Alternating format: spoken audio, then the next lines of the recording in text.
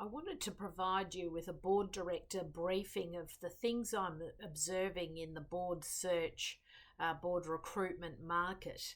It certainly has been quite an interesting start to the year, and across the board, I think we've had a fairly slow start. January was very, very quiet for the practice, but that's typical because obviously a lot of people go away on holidays at that time. But basically for the last few weeks, I've been in non-stop appointments with particularly private equity and venture capital firms who are really reactivating a lot of their mandates, which maybe were on a bit of a go slow in 2024. So there definitely is, I think, a period of time here where we're going to see the PE VC firms become more active. I think there will be a lot of opportunities for business. There's definitely a lot of merger acquisition type conversations going on.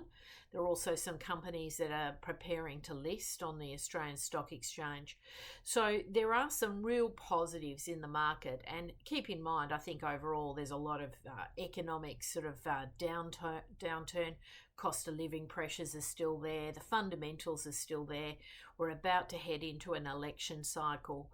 So there definitely is some headwinds, but overall I'm seeing some quite positive signs, certainly from a board director perspective going forward. So we're definitely seeing a lot of new briefs, a lot of activity, a lot of clients recalibrating their board of directors or their advisory board, and there definitely is a surge of opportunities.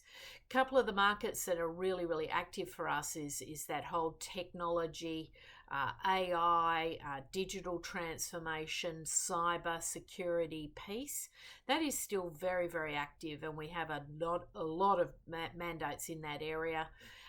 In the fintech space in particular, we have several mandates coming online.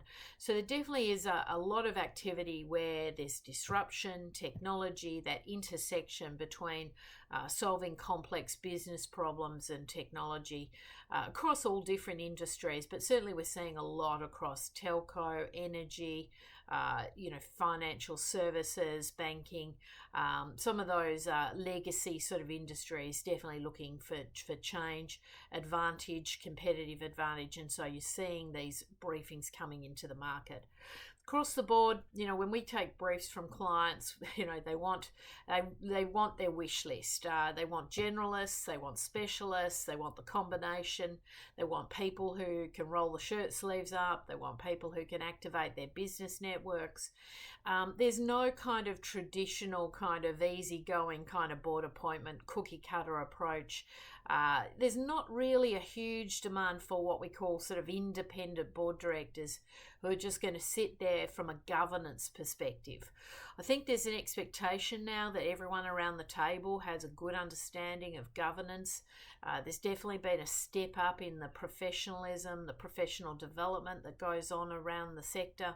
A lot of directors now are coming to the table with the latest in terms of ESG training or cybersecurity training.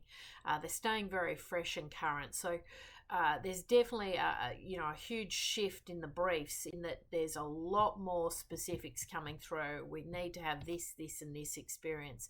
And the reality is that the clients can pretty much find that in the market, because there is a very, very large talent pool now of board directors that want to serve in the space. Across the not-for-profit sector, I'm seeing some challenges ahead. I think this debate that continues to go on around unpaid versus paid board appointments is going to create a challenge to attract the very best talent. We saw over that Christmas New Year break a lot of people recalibrating their portfolios and dropping off the unpaid work, dropping off the work that's become too big a time commitment. And so not-for-profits have to be really careful with their unique value proposition. How do they attract talent to the organisation? How do they make sure that certain board members don't get overworked to the point that they actually want to step off the board. And that's something to really manage, because I know in my experiences with not-for-profit boards, there's often a few key board members who carry the weight, who are always the ones turning up to the committee meetings or doing the board papers. So you've got to really watch that the workflow is being shared generously amongst all the different board members. Different people are stepping up at different times, so that, you know, individuals are not actually getting to a point where they actually want to leave.